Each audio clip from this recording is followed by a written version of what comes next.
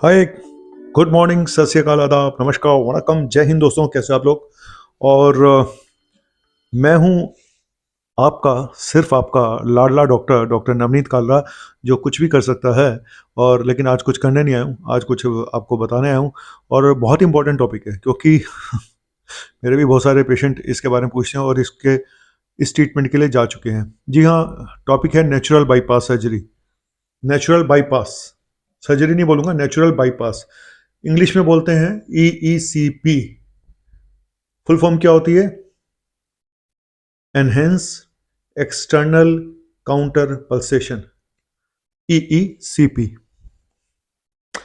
क्या होता है ये? क्यों दी जाती है? क्या इसका कोई फायदा है या कोई नुकसान है? हार्ट की प्रॉब्लम बेसिकली तब होती हैं जब हार्ट में ब्लॉकेज हो जाती है और आपको एंजाइना पेन शुरू हो जाता है। हार्ट का पेशेंट दो तीन तरीके से प्रेजेंट कर सकता है। एक तो क्रॉनिक स्टेबल एंजाइना, मतलब कि ब्लॉकेज है थोड़ी बहुत, जो भी है, थोड़ी है बहुत है जो भी है, लेकिन उसको स्टेबल एंजाइना। स्टेबल एंजाइना कहता है कि जब आप चलते हो दूर तक तो आपको पेन होता है, आप रुक जाते हो तो ठीक हो जाता है, या आप सॉफ्टेड ले लेते हो तो ठीक हो जाता है। इसको कहते हैं chronic stable angina. Unstable angina ये होता है कि पहले आपको 1 किलोमीटर चलने पे प्रॉब्लम शुरू हो गई, अब आप 10 कदम भी नहीं चल पाते हो, आपको प्रॉब्लम ज्यादा हो रही है। या फिर आपको बैठे बैठे ही छाती में दर्द हो जाता है और सॉफ्टेड लेनी पड़ती है। इसको बोलते हैं अनस्टेबल एंजाइना। एक होता है एक्यूट कोरोनरी सिंड्रोम, यानी अचानक हार्ट अटैक हुआ और ये प्रॉब्लम हो गई। तो ये जो EECP है, बेसिकली इसको नेचुरल बाईपास बताया जाता है। ये है क्या और किन पेशेंट्स के लिए? बेसिकली ये उन पेशेंट्स के लिए, सबसे पहली बात, पहले ये करता है क्या इसमें पहले बता दूं। इसमें क्या किया जाता है, आपको पिक्चर भी दिखा देता हूं कि आपकी जो एक्सरसाइज करा के आपकी टांगों की पल्सेशन दिए जाते हैं, इन पे वो बांध के कफ, जैसे BP इंस्ट्रूमेंट के कफ बांधते हैं ना, तो टांगों में भी कफ बांध दिए जाते हैं और इससे ब्लड सर्कुलेशन को हार्ट की तरफ भेजा जाता है, जिससे कोरोनरी आर्टरी, जो खून की धमनी है, उसमें रक्त प्रवाह बढ़ जाए।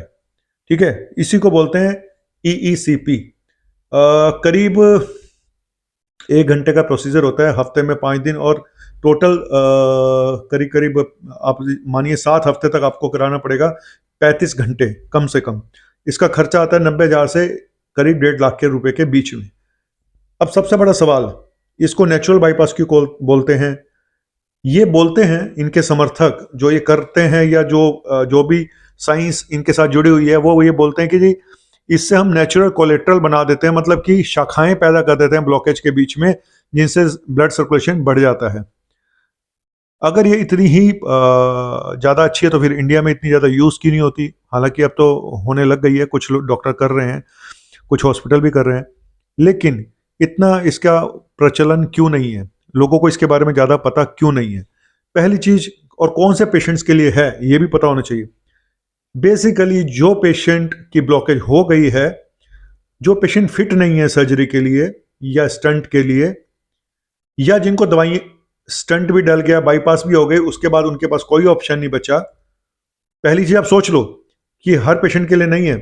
एक तो वो पेशेंट, अब यहाँ पे ये होता है कि ये लोग कराना ही नहीं चाहते सर्जरी, बाईपास सर्जरी कराना नहीं चाहते, स्टंट डलवाना नहीं चाहते, तो उन लोगों को बताया जाता है जी आपका हम ठीक कर देंगे, आपकी बाईपास, ये नेचुरल बाईपास है, हम इससे आपको बिल्कुल बढ़िया कर देंगे, चंगा कर देंगे। तो कितना सच है और कितना झूठ है, इसी पे बताने आया हूं। और सच क्या है? सिम्टोमेटिक ट्रीटमेंट है, आपके सिम्टम बेटर हो जाते हैं। अगर आपको क्रॉनिक, और बेसिकली क्रॉनिक स्टेबल एंजाइना के लिए है, अनस्टेबल एंजाइना के लिए नहीं है। मतलब आपको बैठे बैठे छाती में दर्द हो रहा है तो आपके लिए नहीं है। आपको 2-4 कदम चलने पे ही अगर दर्द हो रहा है तो आपके लिए नहीं है। हाँ, आपको आधा किलोमीटर 1 किलोमीटर चलने में प्रॉब्लम होती है तो आपके लिए है, तो आपके सिम्टम में सुधार हो सकता है। लेकिन ये EECP आपकी ब्लॉकेज को खोल नहीं सकता। अगर वो 90% है तो 90% ही रहेगी, वो खोल नहीं सकता। ये दावा किया जाता है जी हम खोल अगर नहीं सकते तो हम आसपास ऐसी चैनल क्रिएट कर देते हैं, ऐसी शाखाएं बना देती हैं, जैसे पेड़ों की शाखाएं होते हैं कि मेन तने में से निकल के इधर उधर पहुंच गई, तो ब्लड के लिए हम चैनल बना देते हैं। हार्ट को एक्सरसाइज करा के तो चैनल बन जाते हैं, उनके थ्रू ब्लड फ्लो होता रहता है और आप बच जाते हो बाईपास सर्जरी से और स्टंटिंग से। तो पहली चीज मैं ये क्लियर कर दूं, पहले मैंने क्लियर करा ये कौन से पेशेंट्स के लिए है। पहली चीज जो आइडियली है, जो रिकमेंडेड है, होता किन में है वो एक अलग बात है, वो एक अलग कहानी है, वो धंधा अलग है। आइडियली उनके लिए होना चाहिए जिनको क्रॉनिक स्टेबल एंजाइना है और वो सर्जरी के लिए फिट नहीं है, या फिर वो स्टंटिंग के लिए फिट नहीं है, या फिर स्टंट भी डल गया, बाईपास भी डल गया, लेकिन फिर भी ठीक नहीं है, और या फिर सब कुछ मेडिसिन भी खा ली, सब कुछ करके देख लिया लेकिन ठीक नहीं है। तो क्रॉनिक स्टेबल एंजाइना, ठीक है, हार्ट अटैक के पेशेंट के लिए नहीं है। अगर आप सोचो आपको हार्ट अटैक हो गया और हम ये करा लें तो आपके लिए ठीक नहीं है, ठीक है। और ना ही अनस्टेबल एंजाइना, मतलब जरा सा दूर चलते ही पेन हो जाए, उनके लिए भी नहीं है। किन पेशेंट्स को बिल्कुल नहीं कर, मतलब कौन से कंट्राइंडिकेशन है जहां पे ये इनमें प्रॉब्लम आ सकती है, ऐसी कौन सी बीमारियां, मैं आपको पढ़ के सुनाता हूँ, काफी सारी हैं। एओर्टिक इंसफिशिएंसी, अगर आपका एओर्टिक वाल खराब है। एट्रियल फिब्रिलेशन, अगर आपको पल्स की प्रॉब्लम है। ब्लड क्लॉट्स अगर हैं। कंजेनाइटल यानी बचपन से हार्ट की प्रॉब्लम है। हार्ट बढ़ा हुआ है, कार्डियोमेगाली है, हार्ट फैला हुआ है, तो हार्ट वाल खराब है। अगर आपको ब्रेन में कोई हेमरेज वगैरह हुआ है, हाई ब्लड प्रेशर है, उनमें भी नहीं हो सकती। इर्रेगुलर हार्ट बीट है, उनमें भी नहीं हो सकती। फास्ट हार्ट रेट है, उनमें भी नहीं हो सकती, ठीक है। और दूसरी कार्डियोमायोपैथी है, पल्मोनरी हाइपरटेंशन है, या फिर पेरिफेरल वस्कुलर डिजीज है, यानी आपकी नाड़ियों में प्रॉब्लम है, पैरों में प्रॉब्लम है, नसें जाम हुई पड़ी हैं, उनके लिए भी नहीं है, ठीक है। तो मैंने क्लियर कट बताया किन पेशेंट के लिए है। अब ये बात क्लियर है कि ये ब्लॉकेज को खोल नहीं सकती। हाँ, सिम्टम में इंप्रूवमेंट आ सकता है। आपके जो एंजाइना के सिम्टम जो दवाइयों से नहीं कंट्रोल हो रहे थे, उनमें आपको सुधार हो सकता है, आपको चलने में थोड़ा बहुत फायदा हो सकता है। तो बेसिकली आपके सिम्टम सुधर सकते हैं, ठीक है। लेकिन ये जो चीज है कि हम नेचुरल बाईपास है, ये नेचुरल बाईपास एक हम बना दी गई है टर्म, शायद कहीं ना कहीं कमर्शियल फायदा इसका ज्यादा है। एक आम आदमी की समझ में आ जाता है कि नेचुरल बाईपास, अगर आप उसको ईईसीपी बताओगे तो समझ में नहीं आएगा। तो नेचुरल बाईपास के नाम पे उनको समझ में आ जाता है, लेकिन ये सिर्फ उन पेशेंट के लिए है, पहली चीज, जो फिट नहीं है सर्जरी के लिए। अगर आप बाईपास की बात करो तो ये उन पेशेंट के लिए जो सर्जरी के लिए फिट नहीं है, जिनका हार्ट उस लायक, बड़ी सारी ऐसी कंडीशन होती है। बाईपास सर्जरी एक मेजर ऑपरेशन होता है, तो फिटनेस, अब 80 साल का एज है, 85 साल की एज है, नहीं हो सकती बाईपास सर्जरी, तो उन पेशेंट के लिए ठीक है। या स्टंट भी डाल के नहीं डाले जा सकते, स्टंट डाल के देख लिए हैं तो आराम नहीं मिल रहा, तो उनके लिए तो बड़े सारे एक्सक्लूजन और इंक्लूजन क्राइटेरियाज हैं, किसमें करनी चाहिए किसमें नहीं। हर पेशेंट को नहीं करा सकते, ठीक है। तो कुल मिला के ये एक अब दिक्कत क्या होती है कि अब आपको हार्ट प्रॉब्लम हुई, आपने एंजियोग्राफी कराई, आपकी ब्लॉकेज निकल आई, अब आपका डॉक्टर कहता है जी इसमें ब्लॉकेज है तो आप स्टंट डलवा लो। लेकिन अब उसको कहीं से पता चलता है जी अब तो नेचुरल वो बाईपास है, हम तो वो कराएंगे, या डॉक्टर ने कहा कि आपकी तीनों नाड़ियां बंद है, आप बाईपास सर्जरी करा लो। लेकिन उसको पता चलता है अपने अड़ोसी पड़ोसी या किसी से कि एक ऐसा कोई ट्रीटमेंट है जिसमें कि आपको कुछ करना ही नहीं है, तो वो को कराने चला जाता है।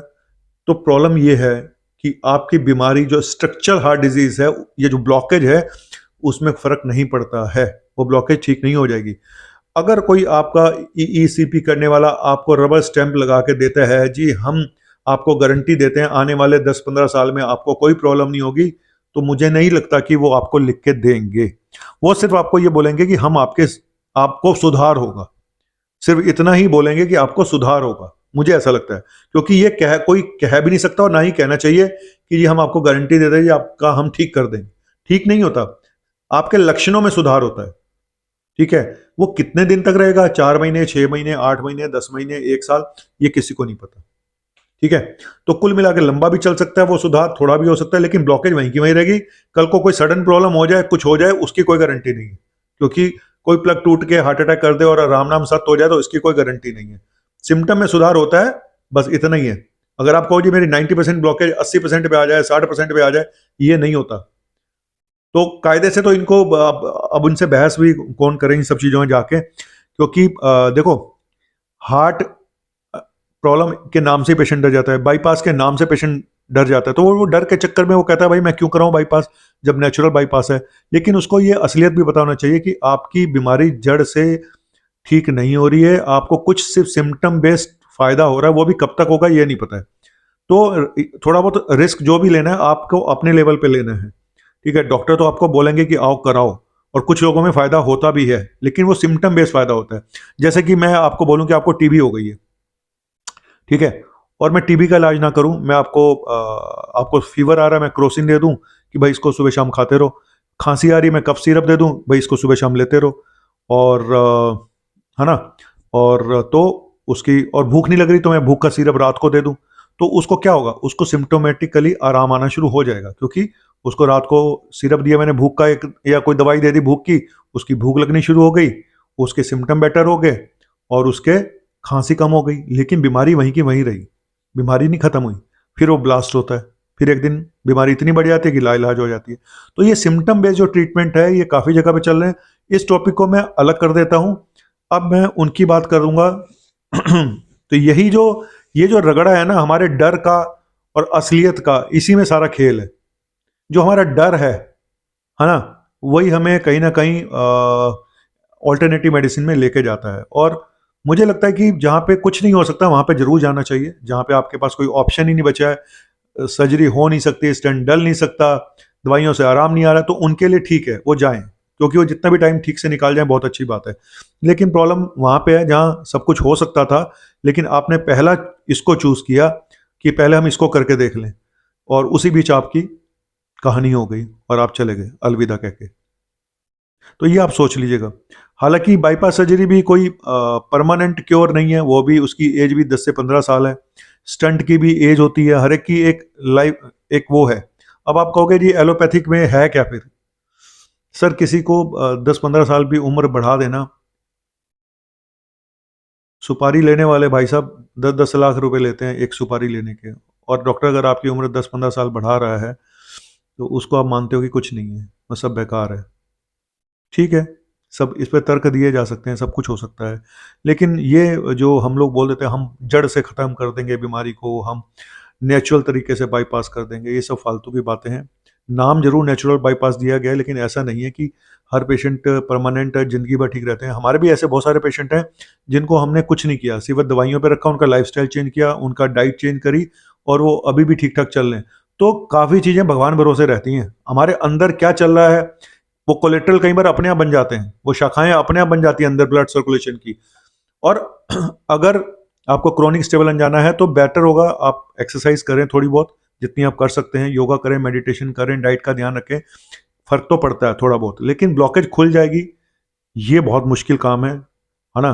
तो इसके बारे में कोई बात नहीं करता है, बात करते हैं जी देखो हमने पेशेंट ठीक कर दिया, वो पेशेंट ठीक तो हो जाता है, लेकिन क्या आपने उसको 10 साल के बाद उसको पूछा उसके परिवार से कि आपका पेशेंट कैसा है? आप तो सिर्फ 1 महीने, 1 साल, 1.5-2 साल तक उसको करोगे। 10 साल के बाद किसी ने 10 साल तो छोड़ो, 5 साल के बाद किसी ने पूछा कि वो पेशेंट कैसा है? असलियत तभी पता चलेगी। मैं चाहूँगा कि इस तरह की स्टडी होनी चाहिए, लॉन्ग टर्म स्टडी की, कितने पेशेंट जिनकी ट्रिपल वेसल डिजीज थी, जिनको 90% ब्लॉकेज थी, कि उनको ये EECP देके क्या परमानेंटली ठीक कर दिया गया? क्या वो 5 साल बाद जिंदा रहे, या 7 साल बाद जिंदा रहे, या नहीं रहे? तो ये सब चीज़ें ऐसी हैं। मैं आज आपको एक चीज़ बताता हूँ। मेरी खुद चाची जी को बताया गया था बाईपास सर्जरी के लिए, और ये बात है मैं नाम नहीं बताऊंगा हॉस्पिटल का। तो उनको फिटनेस नहीं हो पा रही थी, उनकी शुगर वुगर बढ़ी हुई थी, और कुछ और झाम भी थे। तो हमने कहा पहले एक बार ये देख लें, उनकी नॉर्मल रूटीन एंजियोग्राफी हमने कराई थी, तो मैंने कहा एक बार पहले ये देख लें कि इनको कोई प्रॉब्लम भी हो रही है इस ब्लॉकेज से, नहीं हो रही है, क्योंकि बड़ी डिफ्यूज डिजीज थी, डायबिटिक थी, तो बहुत पतली पतली नसें थी उनकी। तो हमने फिर उसका स्ट्रेस थैलियम कराया तो नेगेटिव आया। तो फिर हमने 1-2 और ओपिनियन भी ले ली अपने बॉस से, मेरे जो सीनियर्स थे, तो उन्होंने कहा यार कुछ मत करो, छोड़ दो, और मुझे भी यही लग रहा था इनको छोड़ दिया जाए तो ज़्यादा अच्छा है, दवाइयों पे ही। आप यकीन मानेंगे दवाइयों पे ही वो बिना कुछ करे ECP ये सब 8-10 साल निकाल गए, बिना कुछ करे। हाँ, फिर उसके बाद उनको सर्जरी करानी पड़ी, लेकिन दुर्भाग्य से सर्जरी से तो ठीक हो गई, लेकिन कोविड में उनकी डेथ हो गई पिछले साल डेल्टा में। तो कहने का मतलब यह है कि अगर हम कुछ ना करें तो भी इंसान चल जाता है। मेरे कितने पेशेंट हैं जिन्होंने कुछ नहीं किया, कोई ECP कुछ नहीं करी, वो 20-20 साल से ब्लॉके लेके घूम रहे हैं। मैं आपको वीडियो बना के कल दिखाऊंगा, शायद कल वो अगर पेशेंट आते हैं तो उनसे पूछूंगा कि आपकी ब्लॉकेज थी और आपने कुछ नहीं करा, तो आपने करा क्या? तो यकीन मानिए उन्होंने कुछ भी नहीं करा है। वो दवाई सब, बहुत सारी चीजें ऐसी होती हैं जो भगवान भरोसे होती हैं, आप कुछ नहीं कह सकते कि अंदर क्या चल रहा है, अंदर क्या चैनल अपने आप बन गए जिन्होंने ECP नहीं कराई, वो कैसे जिंदा हैं जो 20-20 साल जिन्होंने कुछ नहीं किया, 1-2 दवाइयां खा लेते हैं बस चल रहे हैं। तो अंदर आपके क्या खेल चल रहा है पता नहीं, लेकिन हम उस, तो ये एक तरह का, मैं इस पर ज़्यादा डिस्कशन नहीं करूंगा, तो मैं आपको सिर्फ एक अवेयरनेस करनी थी। और अगर 1-1.5 लाख रुपए आपके पास है फालतू, तो आप जाके एक बार करा के देख लो, आराम मिल गया तो ठीक है, नहीं तो फिर करा लेना। लेकिन उसके बीच में अगर आपको कोई बड़ी प्रॉब्लम आती है, उसके लिए जिम्मेदार फिर आप ही हो, ठीक है। अगर आपके डॉक्टर ने कहा कि अर्जेंट इनको बाईपास सर्जरी की जरूरत है या अर्जेंट इनको एंजियोप्लास्टी की जरूरत है इनकी जान बचाने के लिए, ब्लॉकेज 99% है, और आप कहते हो नहीं जी मैं तो नहीं कराऊंगा, तो ठीक है, फिर आपका रिस्क है, आप लेने को तैयार हो तो बहुत अच्छी बात है। तो इसमें अब काफ़ी लोग कमेंट भी करेंगे, ये देखो जी मेरी ठीक हो गई, मेरा फलाना हो गया, ये हो गया, वो हो गया, लेकिन जो लोग चले जाते हैं इस दुनिया के बारे से, उनके बारे में पता नहीं चलता है, ठीक है। वो भी एग्जाम्पल हमारे सामने हैं जो गए। एनीवेज, मैं तो सिर्फ आपको बोलूँगा कि अपने हार्ट का ध्यान रखिए, और नेचुरल तरीके से करना है तो अपनी डाइट का ध्यान रखिए, फैट जितना कम से कम लें, ऑयल जितना कम से कम लें, वॉक करें, एक्सरसाइज करें, योगा करें, अच्छा खाएं, अच्छा पिएं, और स्ट्रेस से दूर रहें। स्ट्रेस मैनेजमेंट बहुत ज़रूरी है। जो लोग दुनिया भर के काम पकड़ लेते हैं फिर वो होते हैं। और एक हमारे बाबा जी भी हैं जो कहते हैं हमने किडनियाँ ठीक कर दी। इनके बारे में कल फिर एक वीडियो बनाऊंगा कि इनके एक चेले का जवाब मुझे आया है, वो इन्होंने ही दिलवाया जवाब, तो क्या जवाब आया वो फिर बात करेंगे। Thank you very much. आपका अपना डॉक्टर नवनीत खालरा। यस।